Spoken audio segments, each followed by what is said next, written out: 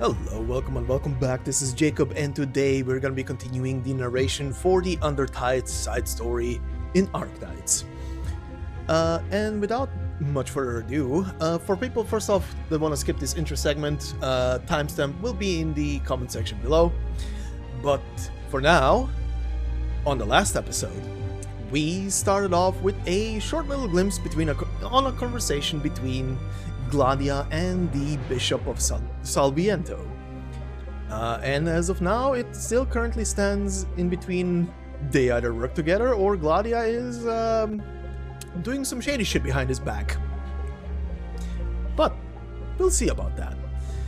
We then go back to Skadi's adventures with Anita through the city of Salviento as they return back to seek shelter for the night to the house where Anita lives currently with many other residents of the city, amongst other being Jesus Christ, those names the guys have. One guy by the name of Sheath Metal, the other guy by the name of Drywall, and then there is the boy Brick, or was he Brick? I can't remember. Whatever. They have weird names. And they do tell you why they have weird names. Literally naming the cells after whatever the first thing was around them or is most significant to them. Because, for example, Anita was apparently named, what was it, wood frame or picture frame, because she was found under one. So, yeah. Great. But yeah. They returned back to her living quarters to discuss food. Anita pulls out some very disgusting month-old fish in something. Nope. Nope. Absolutely nope. But Skadi offers to go out and search for some food if possible. Anita reminds her that outside it's already getting dark and that they should wait until morning. But Skadi goes out, she goes down to the beach and is being closely followed by two individuals in the form of our sheet metal and drywall. They are discussing the fact that Skadi is going to the beach and she shouldn't be going alongside the shore, especially not at this hour, that it's not yet time to go to the sea. But she soon returns from there. They do ask her if she saw anything. She does say nothing. They have a small little discussion, let's call it. And we continue later on as Skadi runs into one of the two Inquisitors that are currently present in the city. And I'm just gonna call her by her name because that is not really a surprise here what her name is. It is Irene. Inquisitor Irene faces off with Skadi. Skadi just goes away. Anita follows in pursuit, but so does Irene. Irene follows Anita. And as soon as the two of them meet in one single room, Irene engages in combat with Skadi. We do see that Irene is not really capable of inflicting any kind of harm to Skadi. Skadi pretty much deflects everything and just hops around the room of the building that she was in. But then at the end, Irene pulls out her gun, fires a shot, everything goes dusty and white for a few moments, and she thinks she beats Skadi there, but Skadi is fine. The only damage to her, a bit of her dress got damaged, and she laments that she cannot return the dress now anymore to Jose in pristine condition. But then we get the big boy, the High Inquisitor comes in, and we can tell that Skadi is a bit on guard because of this guy. This guy is a threat. And it goes to show as the two engage in combat, hopping around the already dilapidated city, crumbling rooftops as they hop from one to another. And at the end, as the Inquisitor I think, did he fire off a gun? I can't remember right now. I remember a big bang and a lot of dust. But he emerges from the dust cloud unharmed. Irene, who was also obviously present, is very happy to see him, as she thinks he has defeated Skadi, but Skadi got away. She did, however, get injured in the scuffle. Anita, however, follows again after Skadi. She manages to find her very quickly, but Skadi reprimands her that she should stay away from her.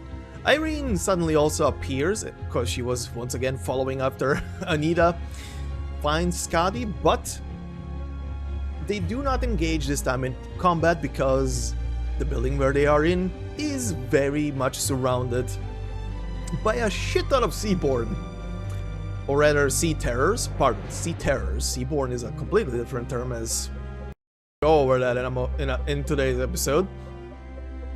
But they are surrounded by a lot of creepy crawlers from the sea, and Skadi, who knows why they are surrounding them as much and why they are very adamant to get into the building that they are in, rushes out to distract them, and of course the Sea Terrors decide to follow in her wake. And why were they pursuing her? Because Skadi was injured and bleeding, and they can smell her blood.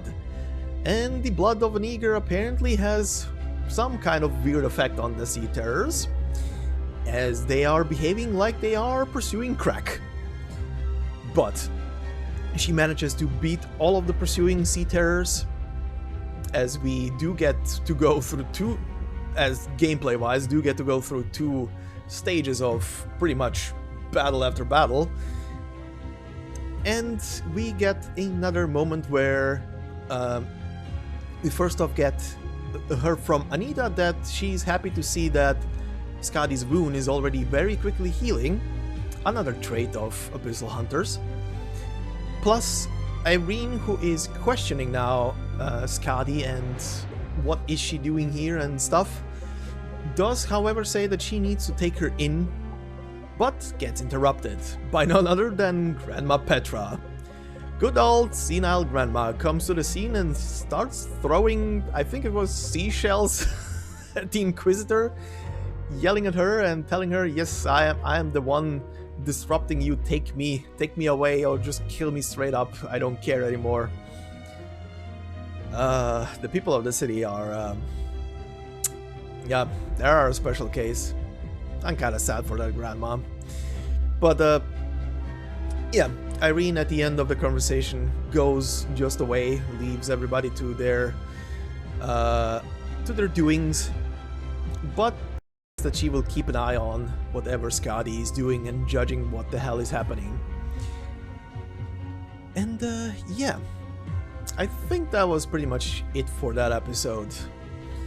But yeah, let's continue, shall we, for today's part. Will probably be recording wise as long as yesterday's, because there's a lot. I really forgot how long the story is, my god. But yeah, let's begin today's story on stage 6, titled Anorexia. Its black hands extend from the moist depths towards dryness. So yeah, let's begin with the before part. There is no end to them, the fog is everywhere. A glowing mist rises from the bottomless abyss and engulfs her whole. That instant all her senses are cut off from the rest of the world. Perhaps she can feel there is nothing right in front of her. Before her is the entire ocean. She puts her whole strength into striking the enormous yet almost shapeless object before her. Everything she can feel immediately crumbles away. An ice-cold yet burning hot liquid swallows her. These are the ocean's currents as well as its blood. The very last dance has concluded. The seas have calmed, and she can no longer hear her people singing. She's saved. No, she has no idea what it is that she actually saved.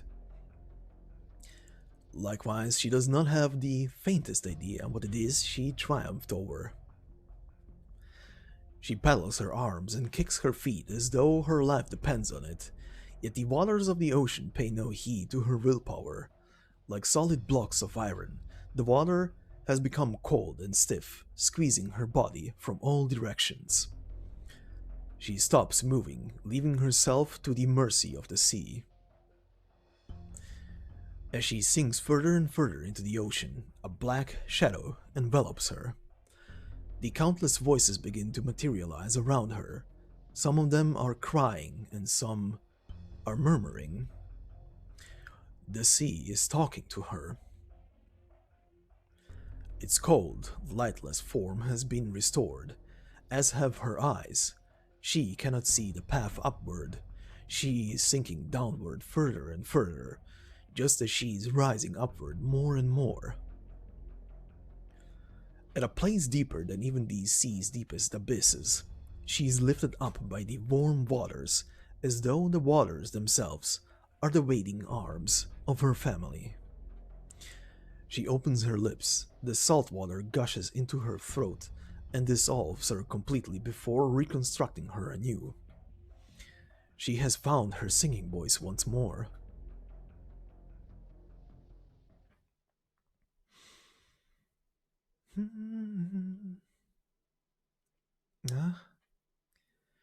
Singer, you are awake. Good morning. Was someone just singing? Is this a song? I don't know how to sing, but you were humming this while you were asleep. Oh, Singer, you are grabbing too hard. The girl's figure turns faint, just like in the sea. No, the one in the sea was someone else. The dream is ripping her nerves to shreds. The musical notes are dancing, twisting themselves into the cries of her family. Mother. They are dying before her eyes, and there is nothing she can do to prevent it. Monsters. Monsters. Monsters. They are screaming, as is everyone around her. She must grab her weapon.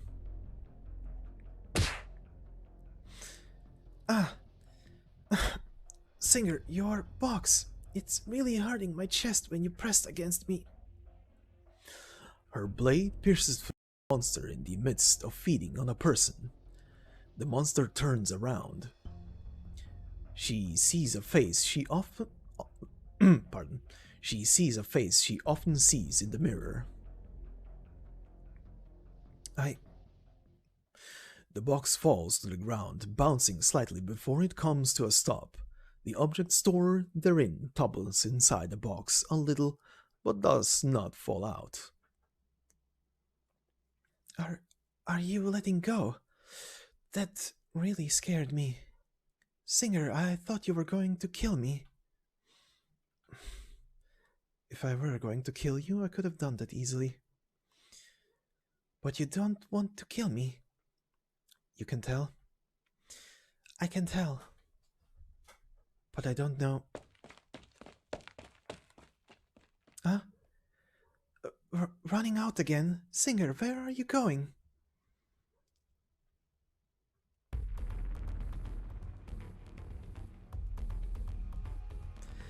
Sir, the tides are rising again. The colors of the sea, the patch of color has changed. What is there in the water? Is it shells and finfish? Why would they suddenly show up in the water? And why are they growing closer and closer to the shore? From far deeper places, they've made their way here by following currents that normally would not exist. What?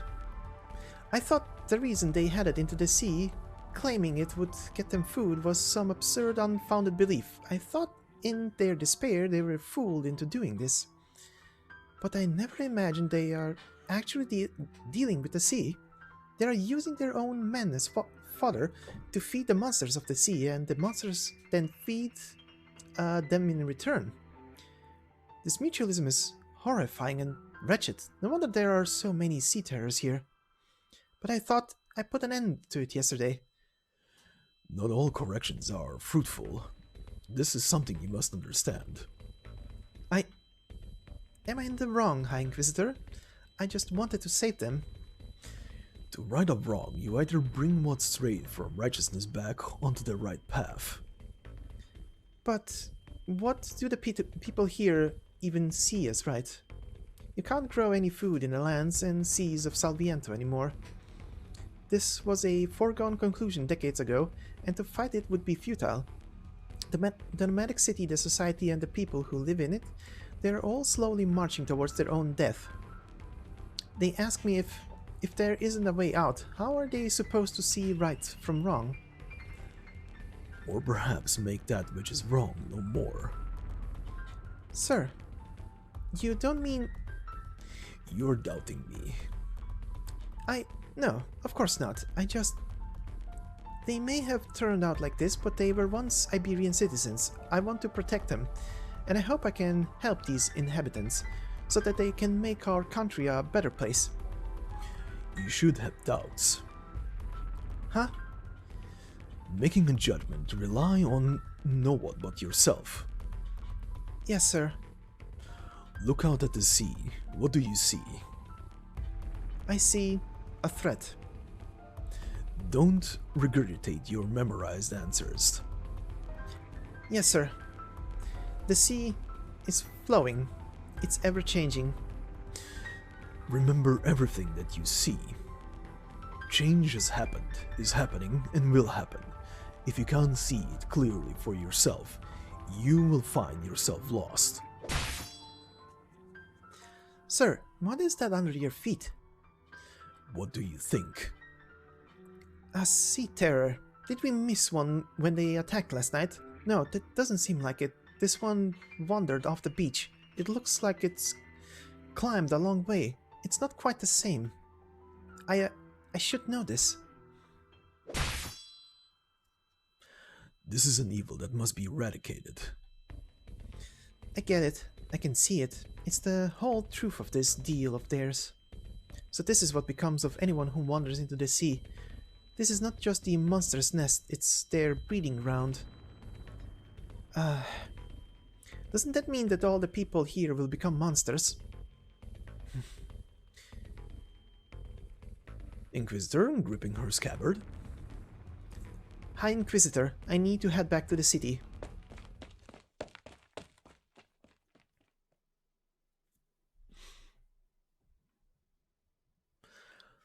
Skadi sits on the shore. Carried by the winds, the sea waves beat the shore ceaselessly, but never reaching her dress.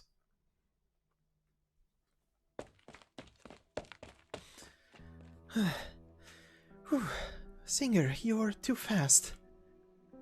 But not fast enough. Huh? You managed to follow me again. Singer, this is my home. I know this place much better than you. I should leave. Leave? What do you mean? I mean leave this place. Huh? Did you figure out where to go to find your friend? At the very least, I should keep my distance from you. Huh? Why is that? The Inquisitor was right about one thing. She talked about a lot of things. I am a danger to you all of you. Because of what happened last night, you saved us, Singer. We are very thankful of what you did for us. I saved you. Is that what you think? If I'd missed even one of the sea terrors, it could have torn you to pieces as it marched on. You would have been killed. I brought it here, therefore I killed you. No, that's not how it is. How is it not? This has happened before. They died because of me. They despised me, they were scared of me, and they blamed me for it. They were wrong. You didn't mean to do that. I didn't mean to. I don't know. After all that, I'm not sure anymore. She thinks back on her dream. Ever since that final battle, she has had that dream countless of times. The Abyssal Hunters never stay in one place, they always march forward. Yet Skadi was trapped there. She has no idea what is happening to her. I thought that if I killed it, I would find the answer. Killing that gigantic monster. Things would get better for everyone. No one would cry anymore, and no one would scream anymore.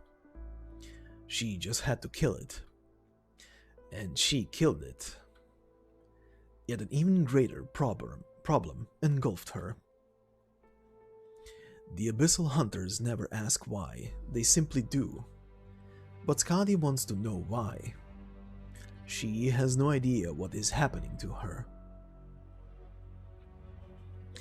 Singer, you don't look so good. You are hurt, and you spent so much of your energy. You haven't completely recovered yet, have you? You should come back with me and get some rest. You will feel much better once you get some... once you get more sleep. Why aren't you afraid of me? Your grandmother called me a monster while your friends all looked at me with animosity. These kinds of cases are everywhere.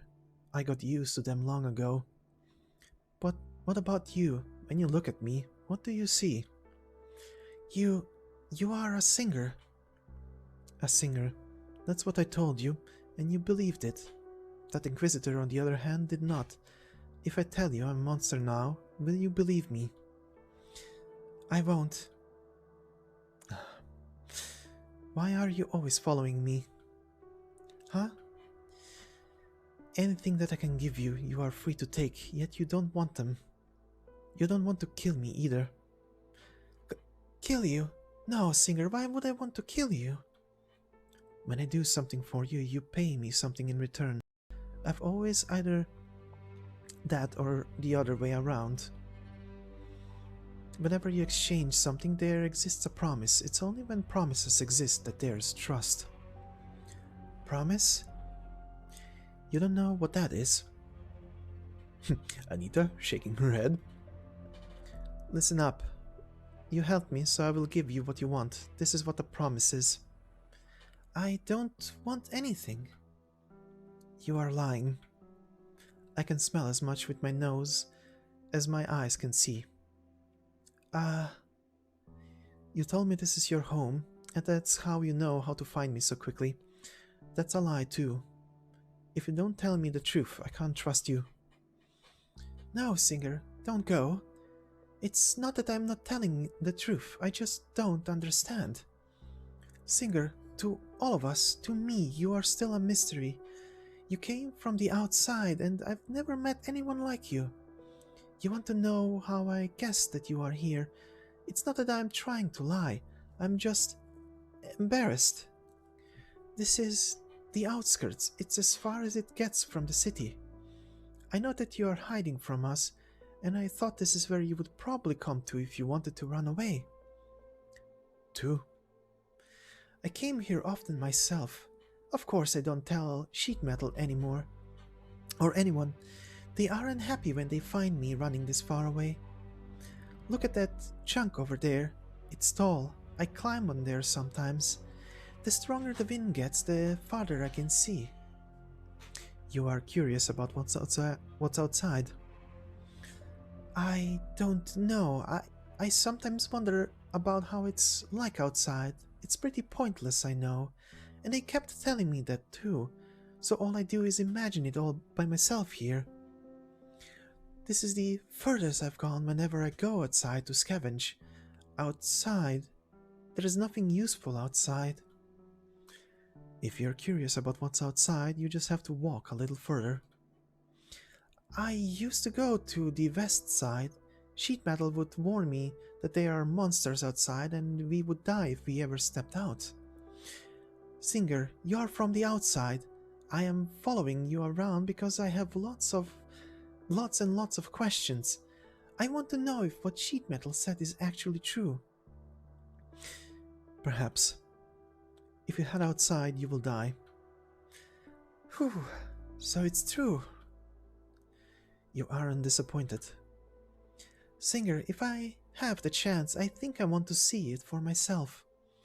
It doesn't matter if there are monsters there, I don't think I'm scared of them.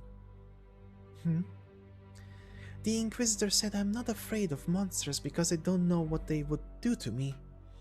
I think she's right about that. She made it up. I'm not afraid of them either. That's gotta be because you know the monsters can't do anything to you. Not like me. Last night was the first time I got a good look at those monsters. I didn't know what was going to happen to me. My heart was racing like never before. Then, when I woke up this morning, the weather felt so much better than I've ever experienced.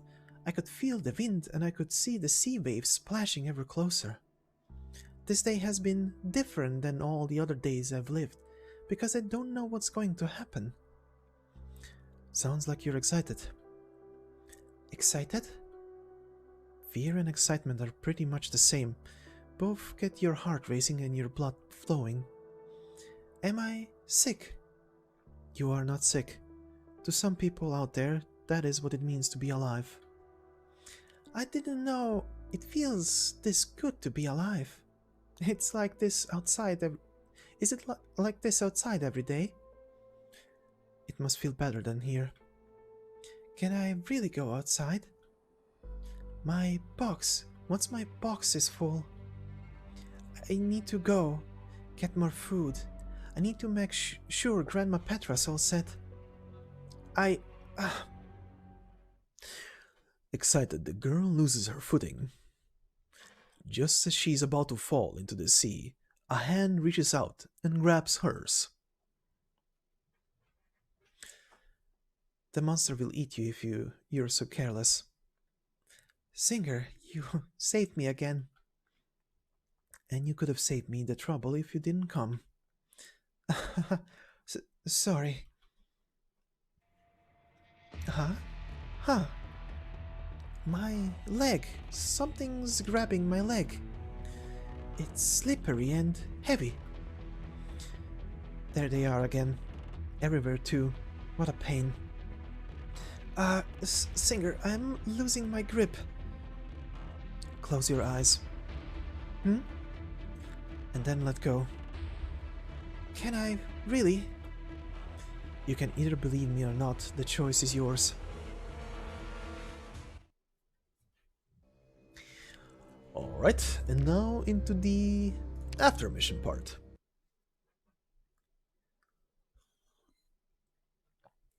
The girl closes her eyes and lets go as she's told.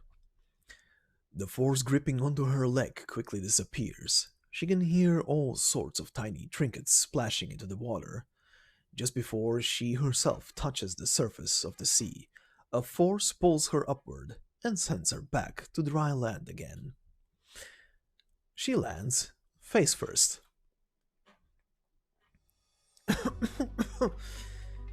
It's not easy to control the strength and angle while I'm dealing with a person.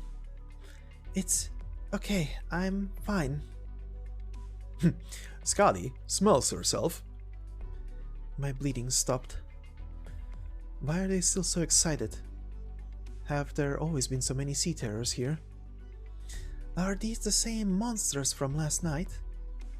More or less. I've never seen them before. You should stay away from this place for a couple of days. Now go back. Singer. Stop tugging my skirt. You aren't a child. I just want to say, I think I know what it is that I want now. I want to hear you sing. Oh? And that's because I don't know what songs are like. I heard you humming in your sleep, but I didn't understand it. Alright. Singer, will you do it? Is this what it means to make a promise? More or less. Skadi, frowning. My harp.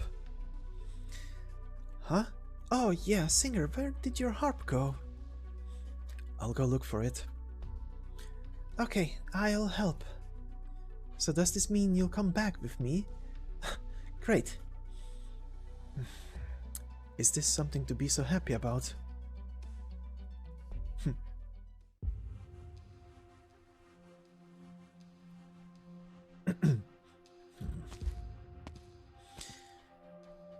Hey, Drywall, good morning.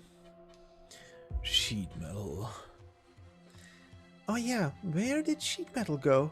You never go anywhere without each other. Sheet metal. Are you looking out to the sea? Does this mean it was sheet metal who got the red seashell last night? Wood frame. My condition got worse. My chest is bloating like it's about to blow. I don't even want to eat. Leave me alone.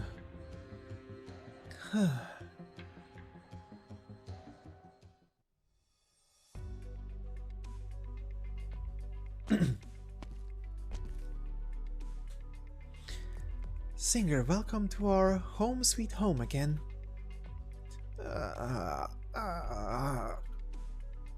Your grandmother. Grandma Petra is still sleeping. She's been lying down ever since we got back last night. She's probably tired getting so worked up like that. I didn't expect her to run out and talk to the Inquisitor like that. She was different. You're right, that was very amazing. She fought off the Inquisitor. She fought off the Inquisitor? Singer, if the Inquisitor catches you saying that, she'll be really mad. I don't care if she does. But if she wants another go, she won't come to you looking for trouble again, right? It doesn't matter to me whose trouble she's looking for. Skadi stroking her case. Oh yeah, why don't we go look for your harp? Hold on. Eh? You got stuff on your head. What? All this green slimy stuff. What is this? That's seaweed. Did it get on my head when I tripped? Probably. Is this stuff useful in any way? Looks like seagrass. Can I use it as bedding once it's dried? Grandma Petra's back is hurting her, so this will come in handy. Give it to me. Take some seashells and use them to grind up these seaweeds. Don't wash off the slime. Add enough seawater to completely cover the seaweeds. Put it all in a jar and seal it up, then wait half a year. You can drink it once the liquid's greenish color has faded. That's when it's fermented. Singer? What's wrong? Is there something you didn't understand? No, I just don't think you've ever talked to me this much in one go. Yeah. Don't throw away your seashells either. Wash them and lay them out to dry. You can use them to drink alcohol and such. Alcohol? What's that? It's written right there. This place used to be a bar, a place for alcohol. So this word means alcohol. Alcohol can supposedly bring happiness and help us forget all our worries. Sure. Does it work? Not at all. Yep. It does taste pretty good though. Yup. Did you drink this stuff often back home? Back in Eger? Not exactly. I would drink something similar before dances. It must have been very fun. Oh, I get it now. Alcohol doesn't bring happiness, but we drink alcohol when we're happy. She gets the point. Does everyone outside drink alcohol? Is everyone out there always so happy? Not necessarily. I get it. They definitely aren't as happy as I am now. Singer, thanks for teaching me how to make alcohol. I really want to drink it with you right now. Your hand movement is wrong. If you grind it like that, it's not going to grind up very well. Try a different angle. Use the sharpest point and follow the seaweed's pattern. Control your rhythm and your breathing. Make your hand and your whole body one with the sea breeze that's brushing against your skin. Like that, one stroke and it's shredded. You are staring at me. Do you still want another go? Not that there's only one of you, it'll be over very quick. No, I don't think I will. This is yours. This is my harp. Sheet metal found it. He saw you drop it outside last night. Oh, that's great. Singer, now we don't need to go look for your harp. He brought it back to our house and he told me to give it to you. That's all he said before he left. Thanks. Huh? Oh. Skadi, plucking the strings. Huh? This melody, you were humming it while you were asleep last night. It's always in my head.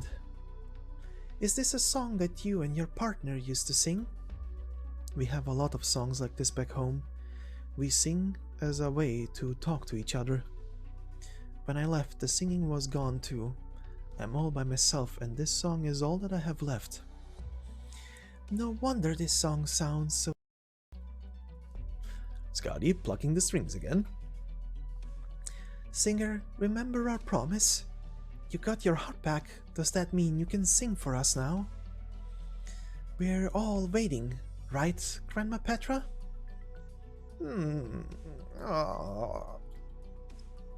Grandma probably can't talk today. She would sing along with you if she could.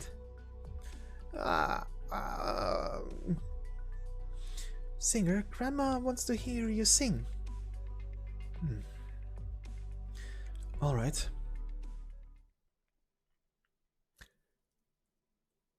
I am not singing this, by the way. Clad in her red dress, the wandering singer sits in the middle of the group. She closes her eyes as her fingers stroke the strings of the harp. The notes and the lyrics flow out from her naturally as she plunks away at her harp's strings. Permeating every corner of the rundown bar, the melody twists and expands in the air as though this is where it belongs. A hunter is walking on Seacoast's way. With homeland left a mile behind, his path lies ahead. From his forebears and children he was torn. Into the seas his lover was swept away, floating in the deep, dead.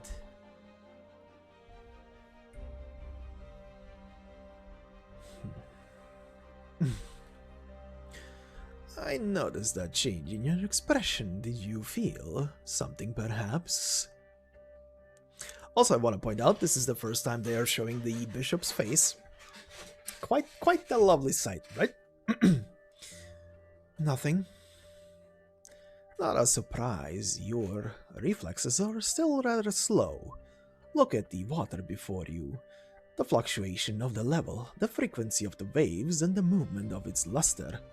All of these are information. It'll be high tide soon. We should go. A hunter is walking on Seacoast's way. With homeland left a mile behind, they must lament and pray.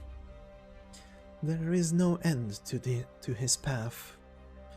The road ahead is shrouded in grey.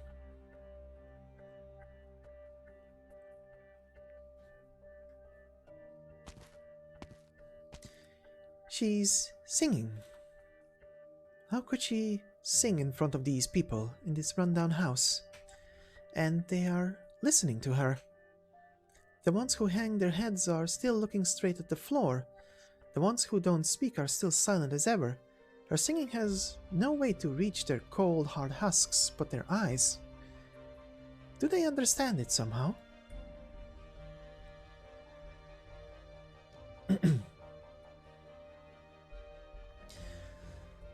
hunter is walking on Seacoast's way. The singer stops her fingers, but the harmony formed by her harp and voice together does not simply disappear because of that. It yet remains with the wanderer herself, creating an open seam in the thick dust. A few sprouts land in that crevice just as others begin to sprout from it.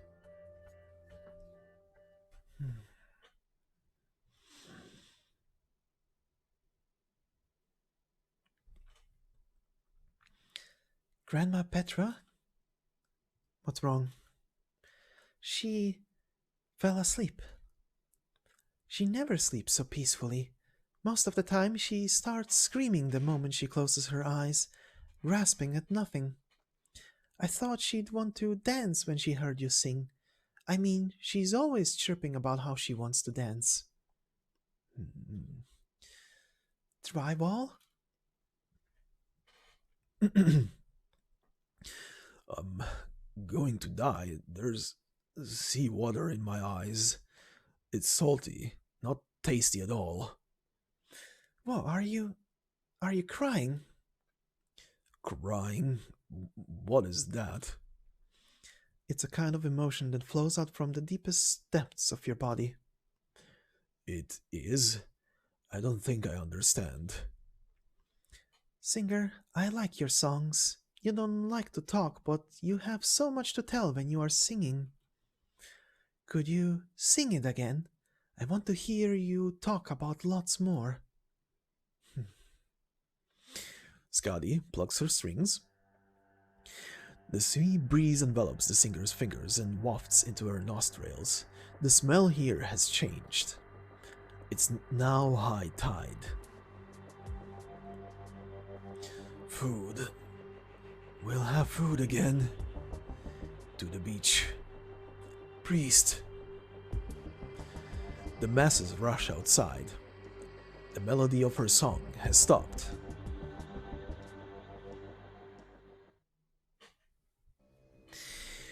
Alright, and moving on to stage number 7 story, titled Protector. Rediscover where you belong beneath the stars. Let's begin with the before part.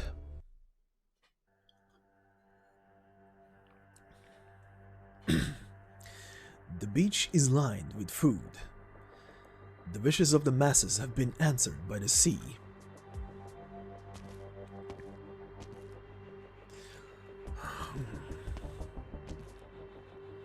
Fins, shells, edible. Yes, it's edible. More.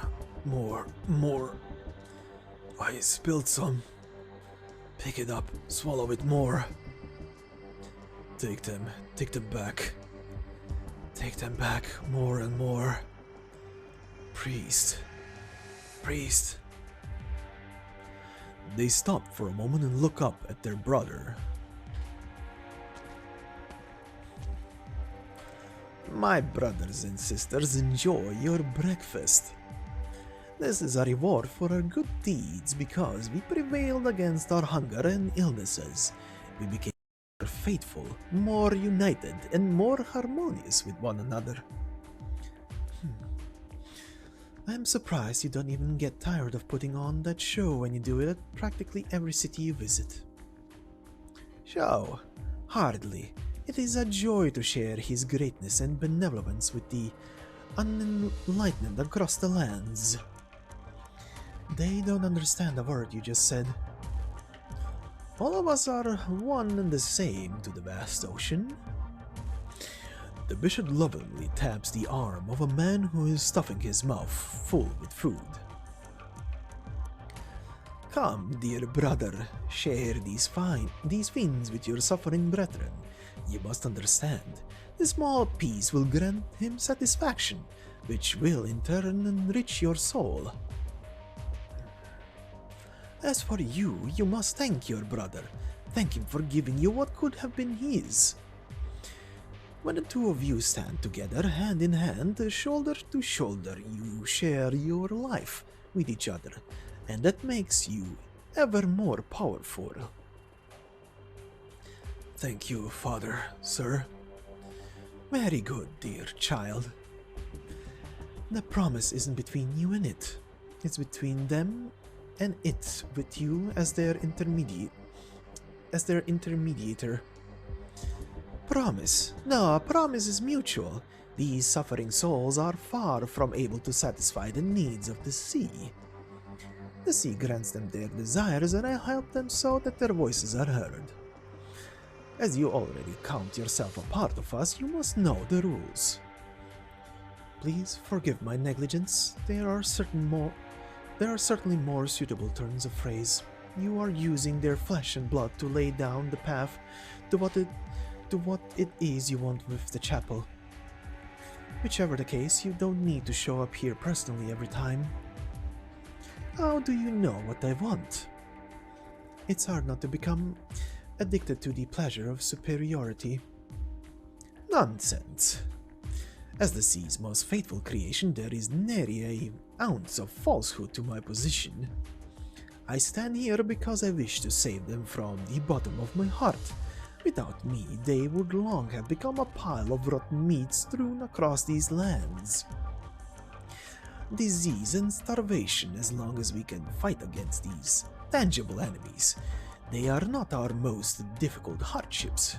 Our most difficult hardships come from the deepest parts of our souls. When we find ourselves unable to fight these disasters, with destruction unavoidable, that is when we are faced with true hardship. How many towns like this are still standing in Iberia? This country's vast territory has long been unable to fulfill its people's needs. Nonetheless, they remain in their cramped flesh, either isolating themselves from one another or brawling. Well, it's admirable that you care so much about Iberia. You are wrong again. It is the suffering of the people that I care about, not the borders arbitrarily drawn on these lands. Isn't this in the nature of us all? Bound by the limitations of our flesh and blood, it's difficult for us to break away from our obsession with ourselves by our own means, and so we chose to fight, not to understand. If this goes on, even the strongest of individuals cannot escape defeat. Hardships engulf every corner. You have seen it yourself and wavered at the sight of that misery. Is this necessary? Perhaps I am not telling you enough. The truth is always worth telling, whether the listener is as foolish as you or not. Perhaps we should treat this conversation as nothing more than a way to pass the time, seeing as we are working together. Well, your way with words is on another level. It's no wonder so many have found themselves enthralled by your words. You do not yet understand. I am most sincere. I ask nothing from them. I do not believe in the power of threats either. I simply wish to point them toward a new possibility. Their bodies' weakness will forever limit their cognition. You think I am ensnaring their souls with words, but the truth is far from it. I am helping their hearts to hear the most basic needs of their bodies. The teachings of the sages can bring nothing but brief, blind faith. The strength of the body is what grants them the right to see more. There are creatures in the sea. They have no eyes, their bodies are minuscule, and they have no means of mobility. They can only drift with the tides. Is the ocean that they see so different than what we see? How do creatures with no eyes grasp the holiness and profoundness of the sea? You and your colleagues never understood how and where your vile yet sturdy bodies come to be, nor can you see how the weak struggle. Who then is the truly arrogant? Is it me, despite the fact I am helping them, or is it those believers of false gods, who, as the perils grow ever greater, use their words to turn true despair into false hope, to deceive and to control the pitiable weak? Or perhaps It's you and your foolish cohorts who remain ever unwilling to face the vast sea bottoms. I am sharing with them what my eyes can see so that they may broaden their horizons and know they still have true hope. They may choose for themselves whether they will rot with the land or be reborn as one with the sea. Not only can this possibility save them from starvation and disease, it is also the sea's generosity for the land that insists on consuming. This is not a conquest, it's understanding, it's acceptance. I am pointing them in a new direction and giving them a better life. In the end, they will walk toward the truth, just as I once did. This is my life's work. Your false flesh has confined your soul and left you short-sighted. You cannot see true greatness. You shall be forgiven. Sounds like they are not the only ones obsessed.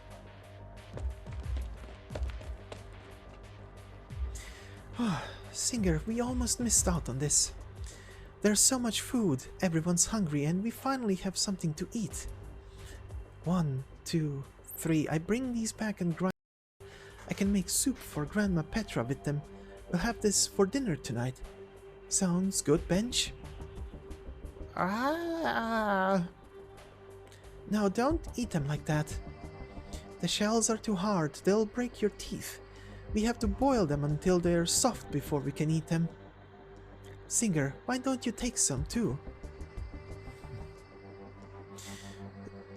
Singer? What are you standing there for? Skadi simply stares at the man named Drywall. He is on his knees, eating all that he can see on the beach. His eyes are red, his tears have already dried up. He is starving, and so is everybody here. Skadi lets go of the girl. The girl's eyes are sparkling. She cannot wait to join the crowd of feeding people. Slow down, brother. This is all yours. Look around you. All this will be yours in the end. Now open your heart. Accept yourself. Embrace others. Learn to be trusting and learn to sacrifice. The fighting has long come to an end, and the hardship will cease. Let us stand together. Our souls, flesh, and beliefs will grow strong just like this eternal ocean under our feet. Please allow me to keep my distance. Oh, I've been having certain digestion issues. I'm afraid I might not be able to hold it in. I'll throw up on your face. Brother, you dropped your seashell. Let your brother hold on to it. Interesting. You must be in a good mood today, given your choice of words. Whatever you say. The message from the sea has you excited. You can wait for our celebration no longer. Then go, find her. Find your old friend and share this joy with her. Found you. Skadi quickly makes it through the crowd. Her eyes are fixated on a single person. That person appears as though she is waiting for her as well. What are you doing? Shh. Come. Look at him. Do you smell it? Skadi takes out a seashell. With the seashell in hand, she dashes towards Gladiia. Gladiia remains calm and unflinching. She seems to have expected this. The seashell stabs her hand, leaving no marks at all. Your stance isn't elegant enough. Let me show you. Gladiia presses the seashell against Skadi's chest, pushing her up against the wall. How many times have we danced together, Skadi? Twice, maybe thrice. You are a good dance partner. Where is she? You care about her. Should I not? She is rather safe for the moment. Proof? I don't know you were in the market for something so pointless. This is making me think your time on land has ruined your nose, Hunter. Your whole body reeks. Trust me, I want to vomit far more than you do right now. She's with you all right. Looks like your nose hasn't gone completely bad. Fortunately, it seems you haven't quite fallen to the level of those land-born cubs just yet. At the very least, you haven't come crying to me, asking me why I would take her away and what I am doing here. Asking questions has never been a way of solving things. Not for us. Us? I don't even know if you're still one of us. Looks like you have a lot of questions on your mind. Skadi strokes her case. If you aren't sure, you might want to think twice about picking a fight. Otherwise, you'd just be giving your enemy an opportunity. You are not my target. Then what did you come all this way for? Don't you already know? You've been looking for her, but will your doubts really go away when you finally find her? Her memory's shot. She can't tell me much. Take a look at yourself. You are barely better than being locked in a cage. You may not be working for me anymore, but let me teach you one more thing. Remember this, a hunter chases her prey because she must hunt it down. Chasing blindly will bring you only emotional comfort. Are you so weak now that you are chasing after these phantom illusions, Skadi? How long has it been since you danced? You've walked too much. Your skin is very dry.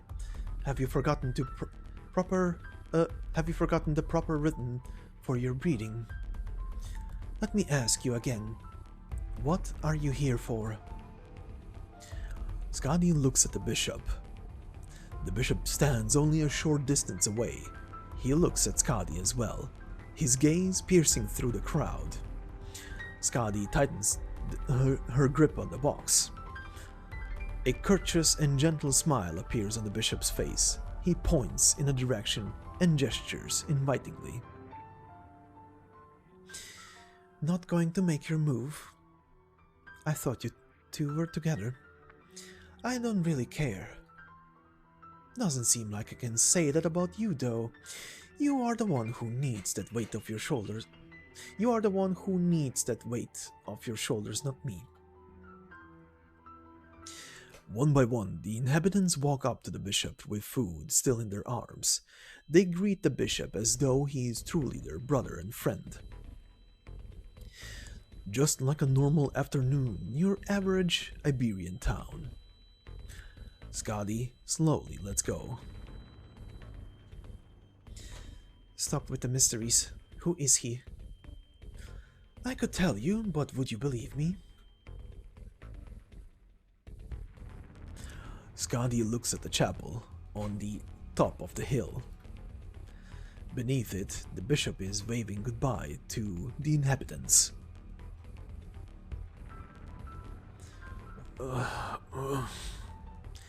Slowly, careful not to trip.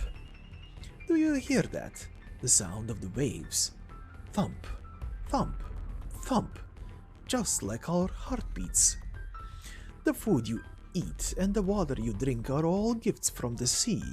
My brothers and sisters, do you feel the energy in you surging throughout your body and on to your heart? Embrace the vastness before you. This is your hope for rebirth. Skadi looks at the people on shore. The crowd has started to disperse. The girl has picked a basket full of seafood. At last, she looks up from the ground and begins to search for someone on the empty shore. Huh? Where's the singer? I took my eyes off of her for just a moment, and she disappeared again. Oh well, she knows the way back. She's probably looking for her friend again. Let's go, Bench. Let's bring the food back. Bench, I want to sing. Let's sing together. Do you remember the song that the singer sang? It's okay if you don't. I mean, you don't know how to talk. How about I sing it for you? With homeland left a mile behind. Yeah.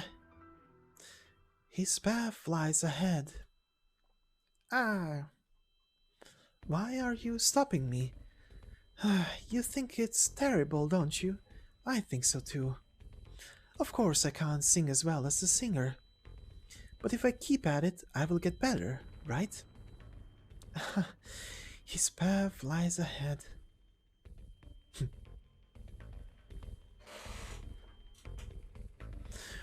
I need to go now. If I don't get going, he will be suspicious. Captain, what are you planning? Is it that teammate you're looking for? Why didn't you say so? Or is it an enemy you want? If you were my enemy, you would have killed me when I tried to kill you with the seashell just now. Gladiia shakes her head. You need to understand what it is that you want first. A hesitant hunter can't spot traps and will only find herself the prey of others. Is that what you want?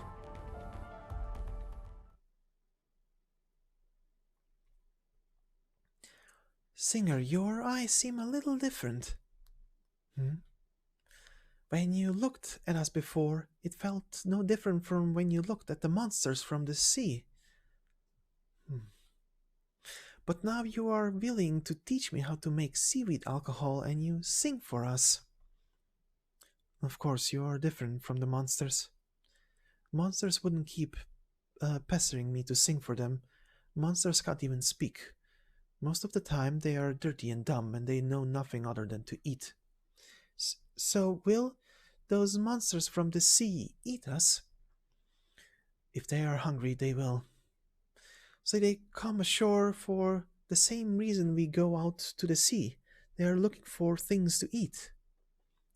Are you sympathizing with them? Going hungry is tough. I don't think that's how the ones who get eaten see it. Right, I don't want to be eaten by the monsters like this either. I've never thought about it before, but now, I want to listen to your songs just a little longer. I want to teach Bench how to sing too, just how Grandma taught me so many things. In that case, you need to live as long as your grandmother. Yep, at the very least I'm not worried about anything right now. And that's because, Singer, you are still here. You will help us and fight off these monsters like Bam, Bam, Bam.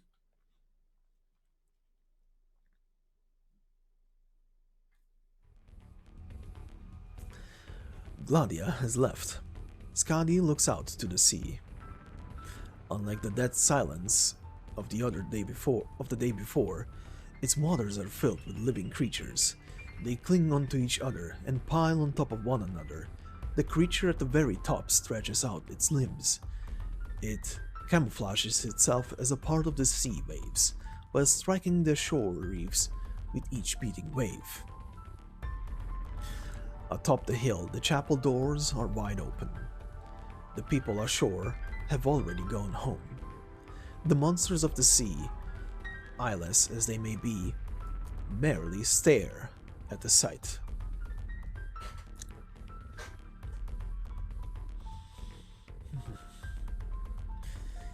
My heartbeat is getting faster.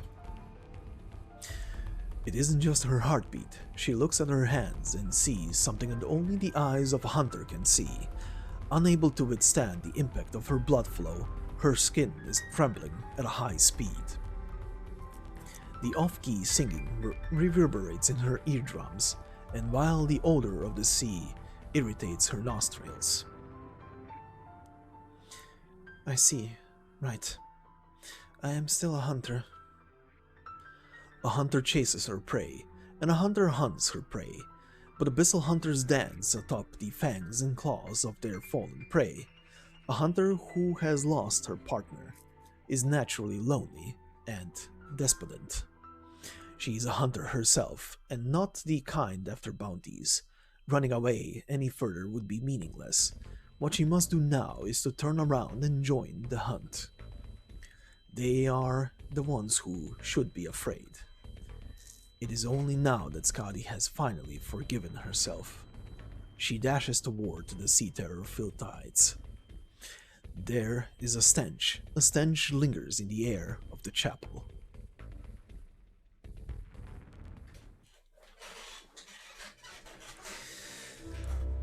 Alright, and moving on to the after part.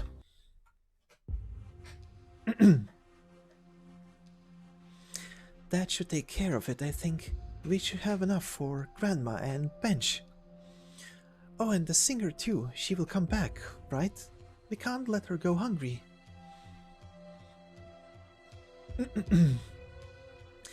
We still have some. We can put the rest in the box. Oh, Uncle Fireplace, you want some? Okay, I can give you some first. Well, I think that's seaweed on your arm. Let me have it.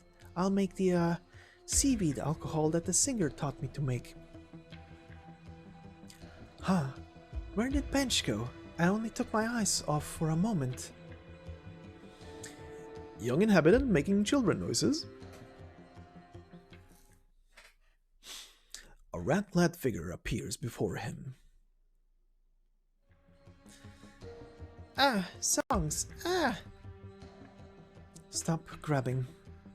This is yours. What? Stop chewing it, it's not something you can eat. What frame? What frame?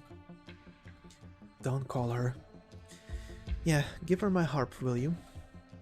Tell her, no, I guess you can't talk. This isn't a goodbye. I'll go ask a question, then I'll tell her myself. Skadi looks at the chapel overlooking the town. She knows how to get to her destination.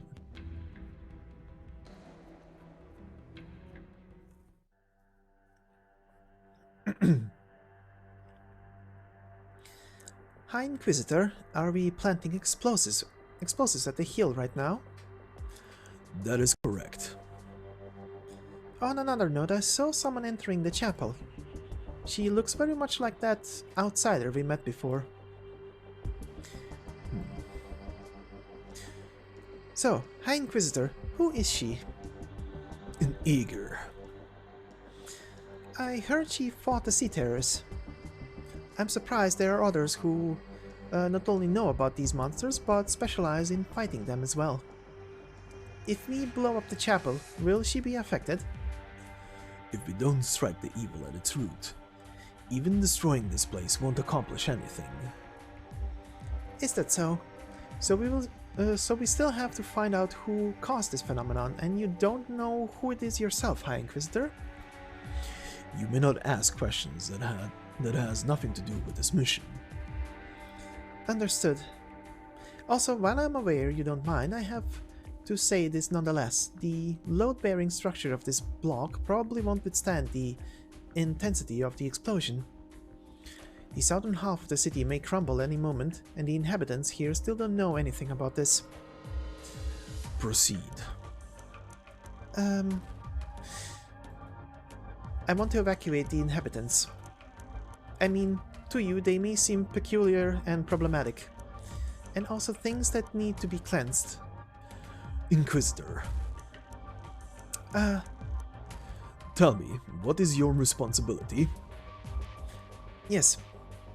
For Iberia's prosperity, for Iberia's defense, and for Iberia's orderliness and integrity, I shall raise my sword and my light. In that case, you must lay down your judgment for these men. You want me to lay down judgment? To sentence them to death? High Inquisitor, when was the last time you listened to a song? Your records have all gone bad, haven't they? Your player has been gathering dust for a long time too. I heard that song. I heard the song the Eager was singing for these people. That's the kind of song that Iberia should have had. Before we kill them, I want to know the truth, just like you were trying to find who is behind this. Perhaps they will still mutate, but when the time comes I will cleanse them myself, but I would like to evacuate them right now. High Inquisitor, if I have your permission, I will evacuate everyone right away. Is that your decision? I don't know. Irene, you are not just laying down decisions for those you see in front of you. Your decisions affect much more. By sentencing the monsters to live, you also sentence the citizens to die. I understand. I've already made decisions like this one countless of times. Your judgment can mitigate disaster or pretend ill omens. You may kill hundreds merely to save one. I understand that, sir. What's at stake behind this deal, the clashes between morals and scriptures, I understand it all. That isn't what I'm asking you. What I'm asking you, Irene, is if you can truly bear this responsibility. If you bring them great pain, then you too must bear this pain as well, and it will be far graver than the sins you inflict on others combined. Do you have the courage? Will your beliefs remain steadfast when your heart is tormented? If you fail, are you certain you can stay unflinching when you witness the outcome of your decision? I can take it, and I won't waver. That's what I've been doing all along ever since I joined the Inquisition. I can do it. If what I do proves to be wrong, then let me receive the proper punishment. This is something I must do. High Inquisitor, Very well. Hmm? This will do. Do your duty, Inquisitor. Yes, High Inquisitor. I will evacuate the local inhabitants right away. Also, the explosives left in the cabinet should be enough to level this hole of Salviento. That's right. So, if it comes to it, I will override your judgment. right. I'll get going now. Irene dashes off like the wind. The High Inquisitor stands tall, unmoving, just like the reef next to the sea. It is only when the Inquisitors have doubts in their hearts that they have the chance to seek out the answer. However, for a young woman who has experienced little of the world's ugly side of its mirages, she needs to be hammered and tempered. She needs to fail, to crumble. She must first suffer. She must first abandon her unrealistic aspirations before she can truly be indomitable.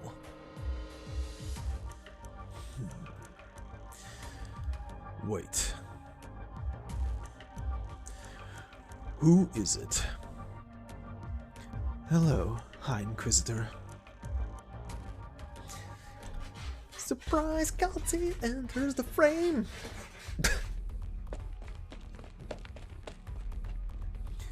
Oh, look who's here. Welcome, wandering singer. And then we abruptly end. But yeah. Surprise, Carlton enters the frame! Women is everywhere. Anyway, continuing and ending today's episode with the stage, or rather just cutscene stage, ST-1, Waking Nightmare. Under the roaring waves, a fierce battle dyed the entire ocean red. When she came to, she deemed herself the sole survivor. She was wrong. So let's begin.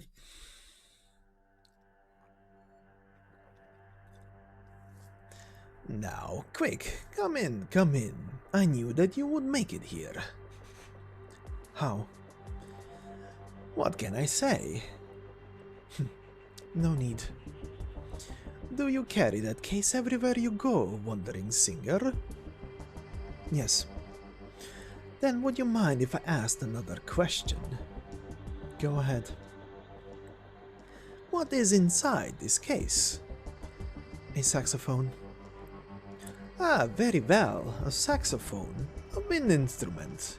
Quite good. May I have the fortune to hear it? Music. The city has not heard music for a swath of years. Oh no, beg pardon. I do realize a sudden that a wandering singer takes coin for her song. This does stump me. You see, I fear I cannot prefer much tip to speak of. Yet look at this old building. Taking care of it is quite a challenging task. When currency stands for little here, none will collect it, and none will use it. But I can spare energy to prepare you a luncheon. Wandering singer, what say you? Would you will to perform a little something or other? It is in my power at least to invite you to eat your fill, though it may not be any gourmet delicacy.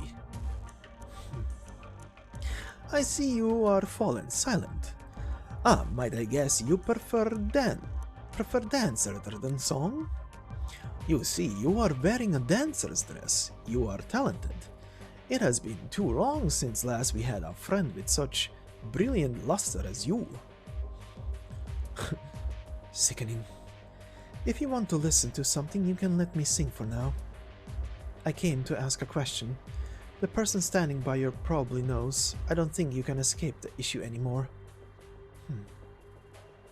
Were my people here and you once familiar? We naturally were. I was not asking you. Gladiia turns her head away and does not speak further.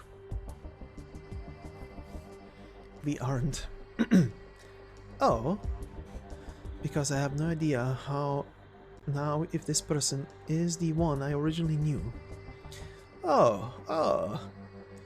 This too is normal. All people may change. Seawater beats against dry land and can turn the coast into sand given time. So, your arrival, was it not her who willed it? Wasn't it you who wanted me to come? Were it merely my bidding, you would not show here, correct? I am only a stranger. I simply ask, did she will you to come or not? She didn't. I came on my own. You are not lying. I can hear when lies are told, but you are honest. You keep asking and I still haven't even said anything. How can you be this obnoxious? Be calm. Be calm, singer. It was not my intention. A little prudence does us all good. Then my turn to ask. The city's people all have great trust in you, but what happens on the seashore is absolutely not normal. Scrap begging, sea terrors, the ocean. Where are you from? You know something, don't you? What have you and her hidden from me?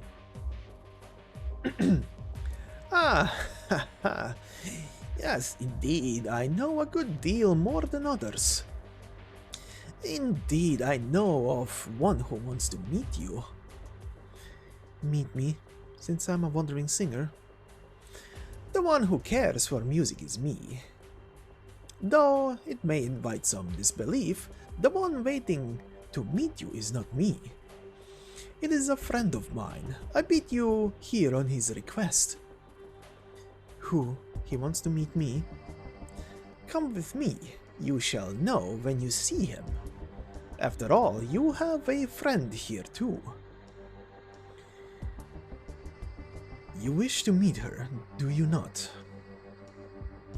The bishop's tone makes light of it, but Skadi remains calm. The hunter secretly grips the case's handle tight. Only fruits of progress in material science at Rhode Island, earnestly investing vast funds, are to thank right now that she does not crush the handle of this specialized saxophone case apart. Please, in here. As for you, come too. The time for your reward too is come. Skadi glances at Gladiia briefly, and does not say much. Skadi follows over to the figure of the bishop. Unsure as to why, she's felt the whole time that the bishop has a very odd gait, like his legs are lame, or his joints are missing. The three descend the stairs. Shockingly, below the chapel's graves lies a cave, the staircase winding downwards by its wall, circling and circling, as if walking into some colossal esophagus. Without a ray of light, they feel through the path on pure sense, at risk of falling into the abyss at any time. Regretfully, I will not light a lamp, but this should pose you no trouble, should it? I have heard wandering singers to be quite agile by and large. Neither city nor barons are too friendly, and those going afar easily come to suffer. One must learn the basics of protecting themselves. Wealth cannot buy music, yet music can serve as wealth. So long as fine song is sung, one will not starve wherever they go. I used to yearn greatly for that sort of life, likely because I am no good at what it demands. Once I set down roots somewhere, it is very hard for me to up and leave again. The bishop seems to talk in soliloquy, because the two others utter not a word while descending.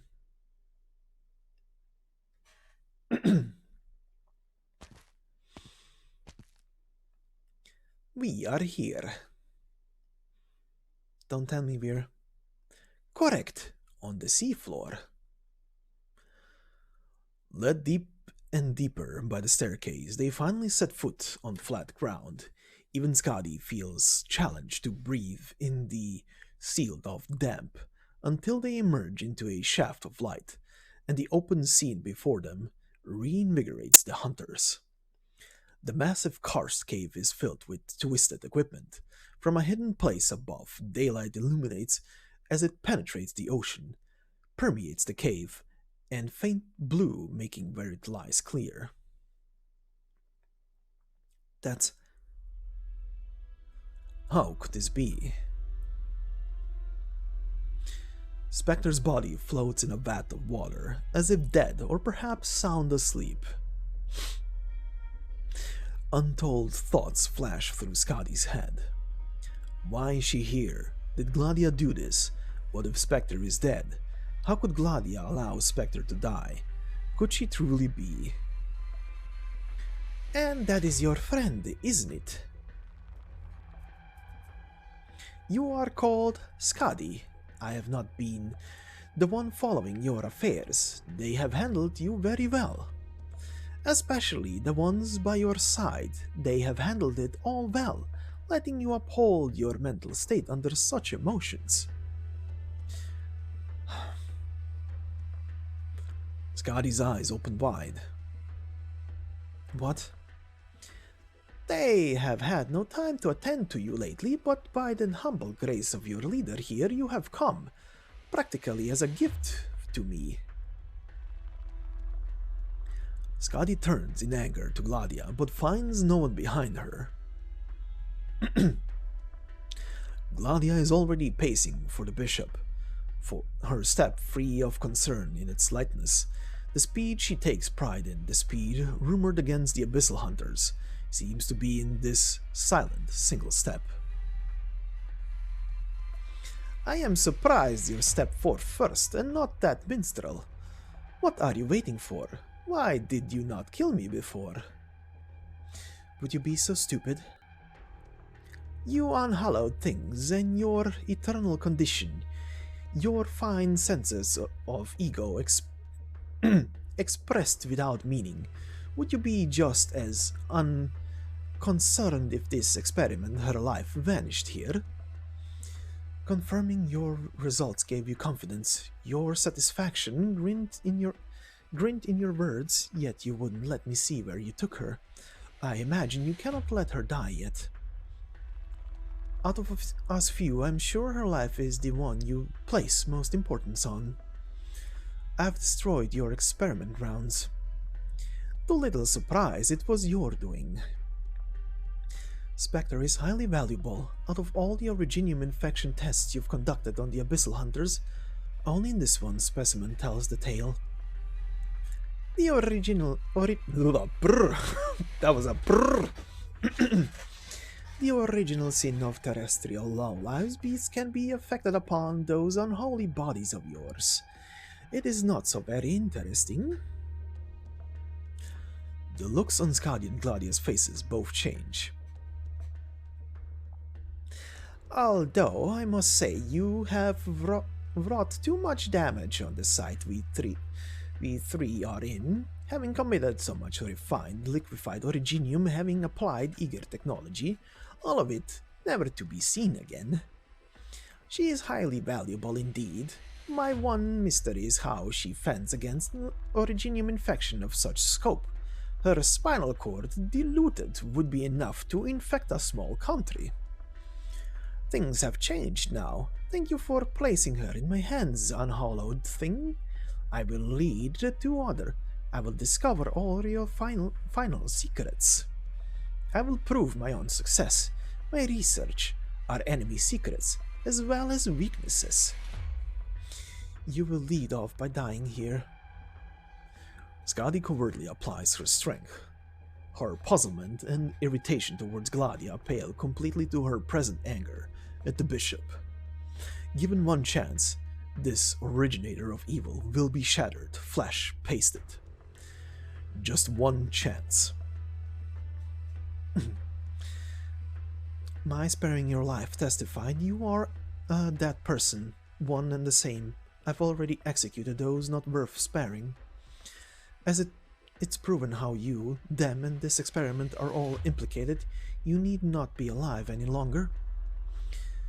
The Church of the Deep. You're from the Church of the Deep. Did I permit you to address me so? You're far too good at hiding. Each one of you is unalike. You'll all say anything and everything. Was Specter also driven to derangement by your indoctrination and torture? Those people outside, you exploited them. Are they experiments to you too? Have all of the people cast into the sea been sacrificed for your tests? Impudent. The bishop's figure seems to enlarge some. He may truly be angered. The ocean's almsgiving is no matter of exploitation. It is salvation. I could concern myself none with them, and they would die. The ocean gives them food, gives them unwilling to live the freedom to live on in rebirth. A cold shudder runs through Skadi. Sea terrors, sea terrors. They become sea terrors. How could you, unhallowed things, hope to understand? Enough, Bishop. Have I ever shown care for your objective before? If you remember anything false, I invite you to forget it immediately. Your disgraceful conduct defies description. The only thing I mind is how much further your toxin might drift. This is far enough. You believed bringing one more would let you topple me with ease? You and your kind alike are so self-confident, so stupid. I know that some of you choose to become sea terrors already. I fear that won't serve as a trump card. Even if you can become a seaborn. Skadi suddenly registers that the scent of a seaborn has drawn near. Moreover, it is not the bishop. Captain. Skadi leaps forward, but the seaborn is already too close to Gladiia. Much too close. With her speed, Gladiia is able to dodge before the sound even crosses. But before anything, it requires that Gladiia intends to dodge. Gladiia had not even been aware. Choking on her own blood, yup.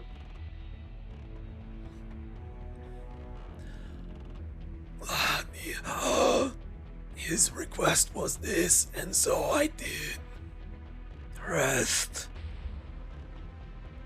Skadi, having witnessed the instant the monster impaled Gladiia, now watches as it extracts its limb and leaves Gladiia to crumple, ruined.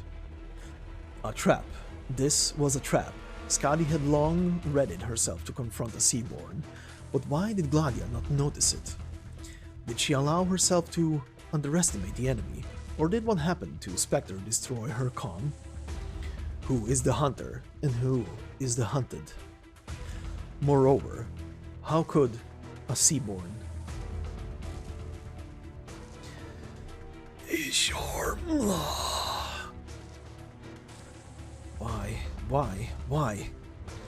Why did Gladiia choose to make a move here?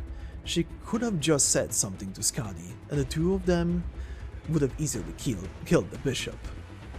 Can this bishop truly be not a monster? Was the scent she smelled the whole time the Seaborn and not the bishop? What is this thing in front of her? Is it a sea terror? The bishop's transformation? A Seaborn? If it's one of her unendingly long despised enemies, why can it talk? Yarmla, I wanted to meet you. Skadi does not speak. Her hand reaches for her case as she watches for the Seaborn's first move. Its first possible movement. Life and death are an instant apart. She wants the monster dead. Countless years buoyant, countless years rowing, countless lived and died. Idiotic unhallowed. If the herald did not request you, all you unholy things should have been dead on the beach long ago. Bastard. Herald, put an end to this problem. Watching these people encroach on our ocean has always sickened me. Are you eager to attack them? How many of our own kind have these things killed, these mixed breeds brought about by Eager? Could it be you are not one? Then I will finish asking this question first. Is Yarmla my sister? What? Sister, right now you are not coherent of where you came from. I came from Eager, monster. I am your natural enemy. You are not coherent. Then let me tell you the truth of things.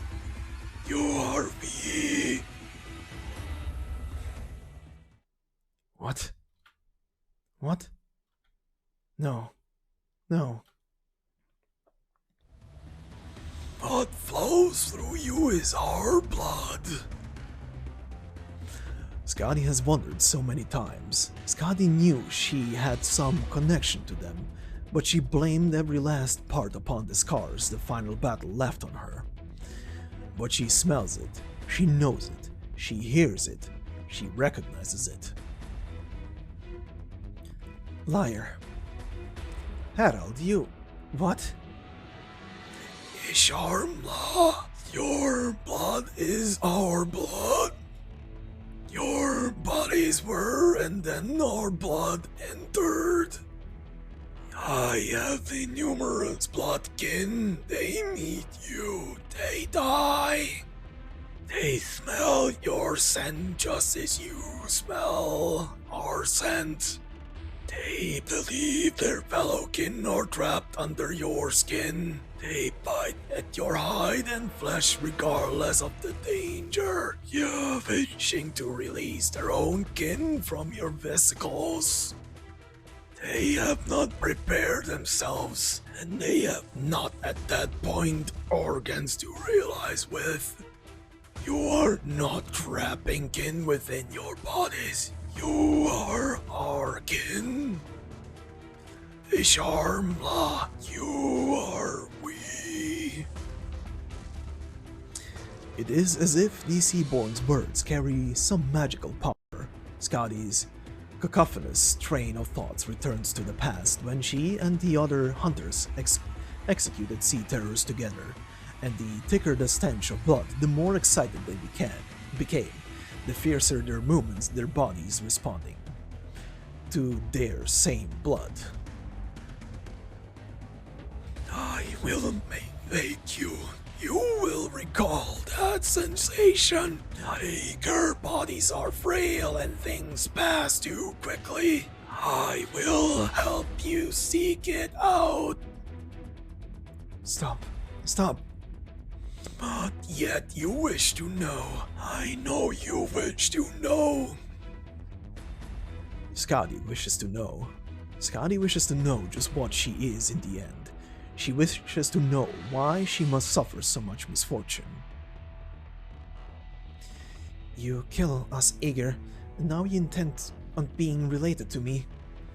My blood and your blood are identical. You smell my scent exactly as we smell your scent. You find us, kill us. When we do not understand, we kill you too. We feed the ocean, our bodies have provided for the ocean.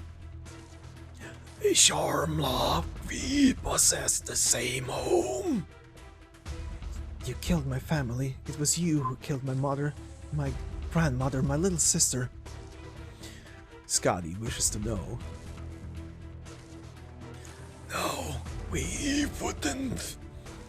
We do not go to Aegir cities.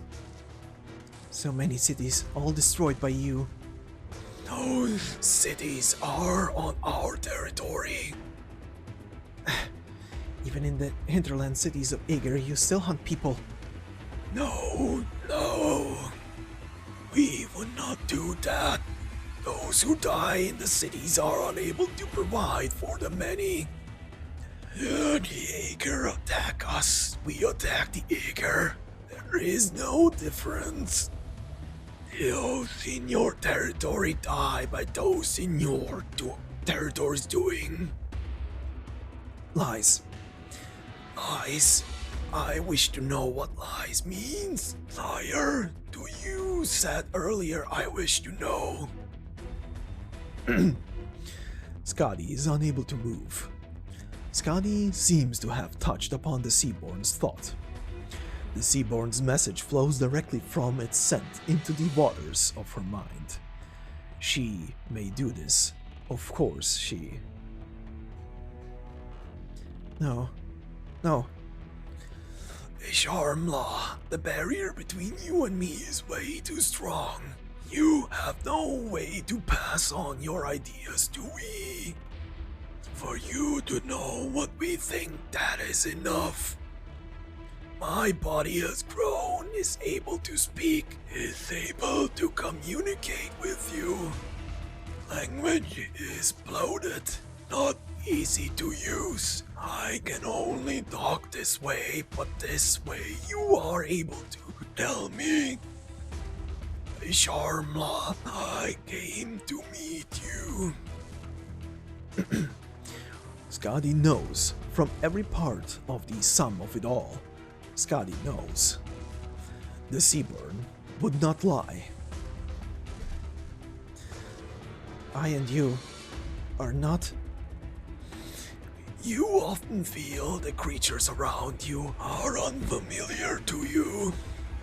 When you travel, you are able to sense the direction of seawater and know much of what happens in the unlit ocean. At some point times you sleep. At some times you sleep, you feel you are swimming with we many. Skadi's blood is already boiling. How could this be? How could this be? Skadi understands. Skadi sympathizes. Skadi and the other hunters whisper. Skadi and the other hunters are all monsters. Why did you have to tell me this? Why did you have to say this? She is a monster. She murders her own kind. She, for her own kind, murders her own kind. She, by her own kind, murders her own kind. The eyes of the people in the streets are filled with warmth. They don't know anything. The eyes from the research institutes and in the tents are filled with ice. When the hunters sleep, there are patrols guarding. No, those aren't guards. That night patrol doesn't serve the hunters. The patrollers are waiting for the hunters to become monsters. And she sees. She has seen. That sister of hers ate Aegir, chewing the bones, corners of her mouth torn, up until the captain had killed her. Her nerves have been infected by sea terrors. It may be that some kind of sea terror has become a part of her body. We can't save her. No, no. That was because she no longer regarded Aegir as her king. She returned to her home. You have remembered. Skadi is sunken in a black, still sea. Her escape and defense were all meaningless. Her past and future were all meaningless. She is a sea monster. Sea terror. Seaborn. Aside from her, anyone and everyone probably knew. Sea monster. And she has already committed the gravest sin. If she is a sea monster, if her brothers and sisters are here, then she recalls that which did not resist. She feels she calls to mind its tentacles softly folding over its own skin. I killed it. I killed her. I killed him. The bishop is in disarray, his questions now answered. His self-esteem and spite intermingle, yet he is unable to undo the truth that comes from the Seaborn's mouth. It cannot be. Why did we never before? Why could we never before see it? Why could we not find out? The wound that found its way through Gladia's chest is still gurgling with fresh blood, but in spite of it, her heart has not yet stopped pulsing. Isharmla, I have questions to ask, Isharmla. Lift your head up. Mechanically, Skadi raises her face and stares at the life form in front of her, calling itself her own brother. Her eyes vacant. I killed it. You did not. I killed their god. I killed their Genozoic. I killed our Genozoic. I killed him. He did nothing and I still... Even my little sister was an Aegir. An Aegir. All killed by the Aegir. My sister, my mother, my grandmother. All my years of revenge were mistaken from the very beginning. I never knew all of this, everyone killed by Aegir, the Church of the Deep. The Aegir. The Seaborn does not lie. Sin? My sin, Isharmla, do not feel misgiving. We have no sin. You only did what you were able to do, Isharmla. We can act without sin. But I acted for Aegir. We killed so many. The stench of blood gushes against the throat. It is a sense of guilt? Not at all. Skadi is simply at a loss. She suddenly realizes the force that supported her for all these years, the impetus that led her to assume such vast suffering, has disappeared. All she has done, empty, void. For all of Aegir, Skadi certainly isn't one to present so loftily. Finding a justification for herself is little else but consolation. Aegir, how did Aegir even look upon the Abyssal Hunters? Just what am I? What exactly have I lived? All of everything, and the reckless death defying me of back then, how are they even related? What am I even doing? The Seaborn's unmatured words pull her back to reality, if such violent vertigo and profound anxiety can amount to reality. You believe you are eager, so you are right to kill. You regard the others as your bloodkin, so you do so. We do not know, and we attack you, and you do so. You are right. Why? A charm law. Only Ager, the Scaleless, the Finless, your language contains sin. You do so. To survive is always right. So? You have no wrong, so you can speak of anything you know. We have no want or will, only speak and do not speak. I may ask questions. Speak. In the end, this question has come. Skadi does not want to speak, but in her flows seaborn blood, flows the truth. Could Ager be ignorant of who it was that murdered all of her family? If there truly are seaborn that enter cities, could it really have been only her family who were hurt? Yarmla, under your attack we lost our contact with it. Our even close contact, we can only sense its pulse. We cannot hear its voice. The last time you swam together, the last time you attacked together, was then. Yes, she knows it clearly herself, yes. In the end, only she alone was left. They tore the monsters many to shreds, opened up the sky, charged into the dark. All the Abyssal Hunters came out at full force. All her colleagues' lives were bled off under the soles of her feet. All of the battles were fought for that one instant. The instant she staked life and stabbed. The sea monster and the hunter's blood almost led the ocean to rot, death settling to a point where no life could ever be born anew. She saw him sink under. Before that, she saw that colossal eyeball staring straight at her. She felt something had connected with her own consciousness. She sensed her skin so tart, her vision ear-splitting, and she smelled pain, and she so much as felt she had already gone mad.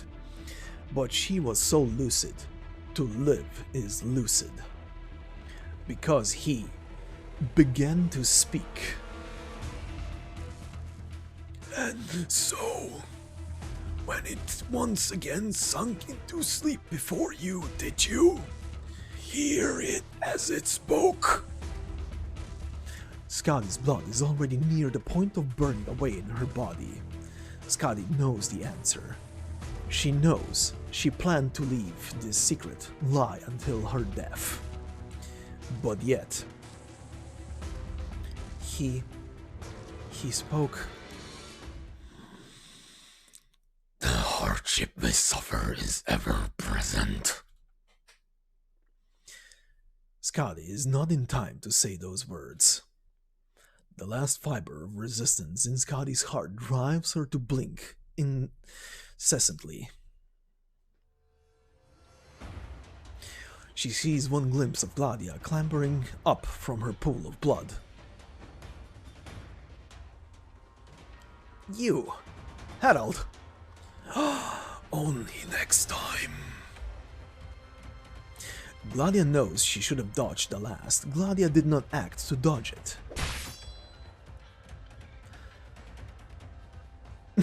Seaborn, his bodily fluids audibly clog. Gladiia! It comes in a voice just like a whimper. You are so sturdy, Gladiia! Thrash. Gladiia speaking in Iberian. I won't give you a single scrap of courtesy. The hunted should behave and scream wretched in their traps. You are the hunted here, Thrash. The land slides once again, in a single instant cutting a great wound upon the Seaborn's body. Its fluids dribble out, corroding Gladia's arm. But her wounds likewise heal rapidly, extremely so. Sister, your signals transmission so dense. Emotion, hatred. How could the hunted understand? Love, hate, pain, sorrow, joy, contentment, all are worthless in your eyes. You think these are drags, that they are unnecessary, superfluous, don't you? We have none of what you speak of. Then you have even less hope of understanding trash. We would rather the superfluous within us and want to live on that way. We are not you. Gladiia! Emotion! Truly such strong emotion! You can't even hope to sing. Die now. Why could this be? Why was her body able to recover from such grievous injury? With force, Gladiia pulls her lance from the Seaborn's body, leaps to Skadi's front, landing as though floating. Gladiia has struggled free, or perhaps she knows that if she didn't, the Seaborn would have crushed her in the next second, no matter its intent. Violently, she draws her lance horizontally. Though the Seaborn doesn't wish to, the bishop surely wants to kill Skadi, and she, Gladiia, an abyssal hunter captain, has a duty to protect her own hunters. Well, it doesn't matter that she is not part of her own company. In the sea of her mind, a breath of thoughts fly past like lightning, yet not even one considers her own injured state. Because it is entirely enough now. This body's current condition suffices for her to kill off anyone. The Seaborn's body is jerking, convulsing, his regenerating flesh bracing his frame. Blood constantly pours fresh from Gladia's wound. Skadi's veins and arteries bulge from her head to toe. She cannot break free of the awareness and the tremendous nervous signals that the Seaborn brought to her. The ocean is serenely wide and vast, its sons and daughters delighting in both their roles of hunter and hunted.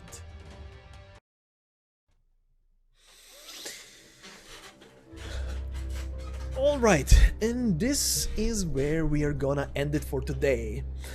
Next time we're gonna finish off the story with the last two stages and the last epilogue cutscene. Also, yeah, surprise Kaltze joins the fray! Fucking hell. I love how casually she just waltzes into the story. Hi, I'm here now. Time to wreck some shit up.